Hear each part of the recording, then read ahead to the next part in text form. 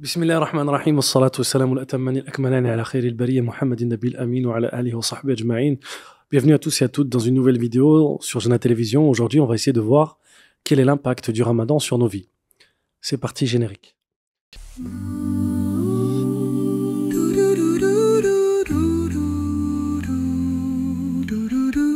Dans un premier temps, comme vous le savez, en islam, il y a plusieurs rites. Il y a des saisons et les jours ne se valent pas. Inna Allah astafa safa min khalqi. Allah a choisi parmi sa création des choses qu'il a élevées parmi les autres. Istafa min al-mala'ikati wan nasi rusula. Il a élevé parmi les anges et les gens des gens en rang de messagers, de prophètes et de messagers. Et il a choisi parmi les jours des jours différents. Le jour du vendredi meilleur que les autres jours. Et parmi les nuits, la nuit d'Al-Qadr. Et dans les paroles, il a choisi sa parole à lui comme étant plus haute et plus forte que toutes les autres paroles. Et dans les mois, il a choisi le mois de Ramadan comme étant un mois différent et spécifique pour le musulman. Et il fait partie de la croyance du musulman d'accorder de l'importance à ce que Allah a rendu important. Et c'est ainsi, quiconque fait vivre les rites, les saisons qu'Allah a élevées, alors ceci fait partie de la piété du cœur. C'est un signe que le cœur est saint et qu'il vibre sous la tonalité de l'islam selon l'unicité authentique, pure et pleinement intentionnelle. En islam, le mois de Ramadan est un mois spécifique et il dispose de plusieurs bienfaits.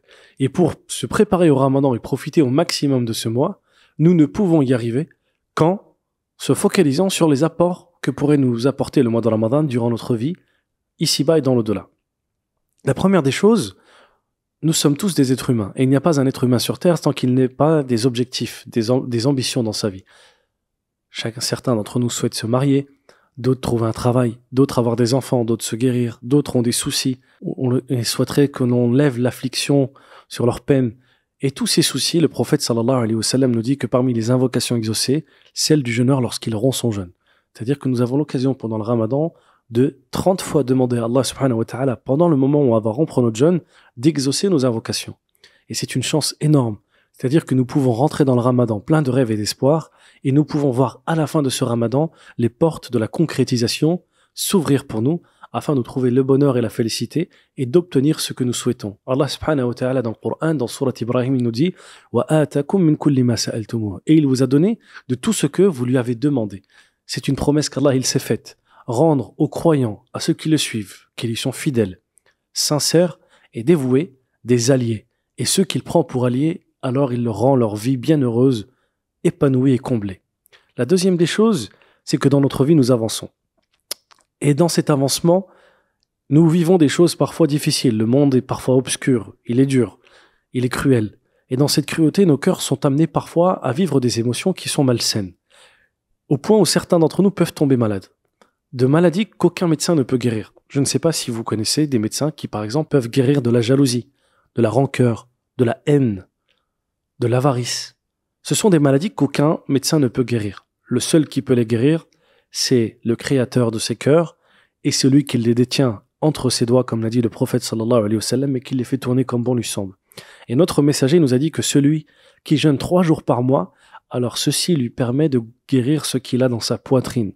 Donc le jeûne que nous allons vivre dans le Ramadan est aussi une très belle occasion pour nous, eh bien de guérir et d'ouvrir nos poitrines au bien et au salut. Puis, donc notre vie continue, et là, dans le continuement de notre vie, nous sommes amenés à mourir. Car comme le dit l'adage, مهما طالت الليلة فلا بد من دخول الفجر ومهما طالت الحياة فلا بد من دخول القبر. Quelle que soit la durée ou la longévité de la nuit, l'aube finit toujours par arriver, et quelle que soit la durée et la longévité de ta vie, la mort finit toujours par arriver. Et combien souhaites-tu vivre? 60, 70, 80? Il y a dans le Ramadan une nuit qui est plus complète que l'espérance de vie d'un être humain sur Terre, qui vaut plus de 1000 mois, soit 83 années. Une nuit, une vie. Une vie en une nuit. C'est une chance inouïe. Cette nuit, si elle est accomplie dans l'adoration, elle peut nous permettre eh bien, de transcender notre existence. Si moi j'ai vécu 50, 60, 70 ans, peut-être que je vais rencontrer mon Seigneur avec des siècles d'adoration parce que j'ai passé ces nuits-là à l'adorer avec foi et dévotion. Et lorsque je rentre dans ma tombe, il est rapporté par le prophète sallallahu alayhi wa sallam que la personne dès qu'elle est morte, on la lave, on prie sur elle, on l'accompagne, on l'enterre, Ensuite, elle est questionnée. Une fois qu'elle est questionnée, que les anges la quittent, un compagnon vient à elle. Et ce compagnon est soit doté d'une belle apparence, ou soit d'une apparence très désagréable et nauséabonde. Et l'apparence dépend des actions que la personne a faites dans sa vie. Si ces bonnes actions prennent le dessus, alors cette apparence sera agréable, le temps que le jour du jugement arrive. Et sinon, l'apparence est mauvaise. Et là, on se rappellera du hadith du prophète sallallahu alayhi wa sallam qui nous dit « Je vous conseille de jeûner, car il n'a pas d'équivalent en islam. » Le prophète sallallahu alayhi wa sallam, un arabe, était venu le voir et lui dit « Conseille-moi, ya Rasulallah. » Et il lui dit « Usayka bisiyam fa innahu la mithlalah. » Je te conseille de jeûner, car il n'a aucun équivalent. Ensuite, on soufflera dans la trompe. Et là, nous serons ressuscités pour un jour terrible. Un jour qui durera plus de 50 000 ans, où les gens seront assoiffés, affamés, affaiblis, où nous serons tous nus, et la gravité de ce jour sera tellement importante qu'aucun ne regardera l'autre, et chacun regardera ses propres actions. Ce jour-là, Allah sera d'une colère comme il ne l'a jamais été, et l'être humain prendra une peur comme aucun humain n'a pu la prendre par le passé. Ce jour-là, on amènera l'enfer, et l'enfer se rapprochera des humains, si bien qu'elle se déchaînera. 70 000 chaînes pour la tenir, et sur chaque chaîne, 70 000 anges. Et dans son déchaînement, en voyant les humains, l'enfer va embraser certains humains. Quand elle les embrassera, alors ils seront carbonisés. Parmi les gens qui n'ont pas encore été jugés et qui ne sont pas encore tombés en enfer. Et à ce moment, peut-être qu'on en sera protégé. Car comme l'a dit le prophète sallallahu alayhi wa sallam, as-sawmu junnah wa hisnun hasinun minan nar. Le jeûne est un rempart, un bouclier, et c'est le meilleur des remparts contre le feu. Peut-être que grâce à ce ramadan que nous allons jeûner, notre vie va totalement changer à tout jamais. Aussi simplement que ça. Et là, le jugement va avancer. Et l'un, moi comme vous, nous allons être appelés devant notre Seigneur. 70 000 parmi nous seront épargnés du jugement et rentreront au paradis sans même être questionnés. Nous demandons à Allah d'en faire partie. Mais si ce n'est pas le cas, alors nous serons présentés debout devant notre Seigneur, les jambes tremblotantes. On aura tellement honte qu'on n'osera même plus lever les yeux.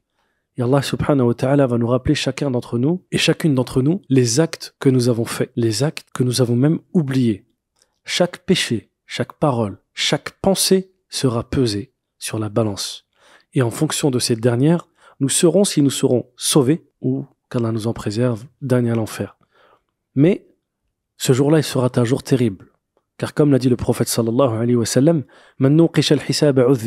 celui qui est amené même à être jugé, c'est une forme de châtiment. Rien que le fait d'être debout devant son Seigneur, de devoir répondre de chaque instant dans notre vie, de chaque seconde, c'est une forme de châtiment terrible, qui n'a pas d'équivalent. Allah nous dira, tu te rappelles de ce que tu as fait tel moment et tel moment et tel moment. Jusqu'à ce que, comme le dit la narration prophétique, la personne pensera qu'elle est damnée en enfer. Tellement les péchés vont s'accumuler les uns les autres. Et là, on se souviendra de ce qu'a dit le prophète sallallahu alayhi wa sallam. Lis-sa'imi farhatan, farhatun 'inda iftarih wa farhatun 'inda liqa'i rabbih. Le jeûneur a deux joies. Une joie lorsqu'il va rencontrer son Seigneur. Une première joie lorsqu'il rompt son jeûne. Lorsque c'est le moment de manger, il est heureux de pouvoir rompre son jeûne. Et la deuxième, c'est le jour où il rencontrera son Seigneur. Le jour où il sera présenté devant lui et qu'il verra ses actions mauvaises s'alourdir et que le jeûne viendra le sauver. Allah subhanahu wa ta'ala dans le hadith Qudsi, il nous dit tous les actes que fait le fils de Adam sont pour lui, sauf le jeûne, il est pour moi et c'est moi qui le récompense. Allah subhanahu wa ta'ala récompense les croyants et les croyantes de ce jeûne-là, des efforts qu'ils ont faits, d'une rétribution que personne ne connaît si ce n'est lui et nous espérons la voir ce jour-là. Et là, l'histoire n'est pas terminée. Car même si Allah subhanahu wa ta'ala, de par notre jeûne, nous pardonne nos péchés et accepte nos actions, il est rapporté que les humains voudront alors aller au paradis. Et ils passeront alors par le pont Sirat, où certains d'entre nous, nous l'espérons et nous demandons à Allah Jalla fi'ulah d'en faire partie, le traverseront avec la vitesse de l'éclair, et d'autres en rampant sur leurs coudes. Et on se retrouvera alors devant le paradis. Le paradis sera alors fermé. Toutes les portes seront fermées. Et nous chercherons l'issue. Les gens se questionneront, parleront. Les gens diront, j'ai vu un tel me dire que c'était par là l'entrée du paradis et l'autre par là.